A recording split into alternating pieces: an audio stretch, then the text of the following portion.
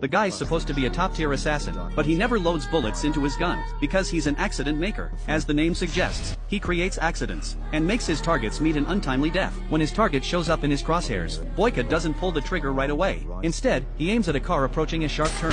One shot pops the car's tire. Watching the target get slammed into a pile of meat, Boyka immediately packs up and leaves the scene. By the time the police arrive, they'll just think it was an ordinary traffic accident, because the only thing in his gun is a glass pellet. Just like that, Boyka successfully completes an assassination mission. But what he didn't expect was that after the job, his boss would tell him to collect the payment himself. At that moment, Boyka starts feeling something's off, but out of trust for his boss, he doesn't think much of it. However, when he finally reaches the meeting point, he's suddenly ambushed by a hitman. Luckily, Boyka's quick reflexes save him. He ducks behind cover just in time, barely escaping with his life. Seeing his guns out of ammo, the hitman hops on a motorcycle and tries to escape, but Boyka's not gonna let him get away. A flying kick knocks the guy to the ground. With no other option left, the hitman starts brawling with Boyka, but he's no match for Boyka. A few moves later and the hitman's down for the count. Boyka asks who sent him, but the hitman refuses to answer. That's when Boyka loses it. Without a second thought, he snaps the guy's arm, and finishes him with one quick move. Not wanting to cause any trouble, Boyka, the accident maker, immediately turns the scene into a so-called accident. Though he escapes unscathed, his ex-girlfriend doesn't have the same luck.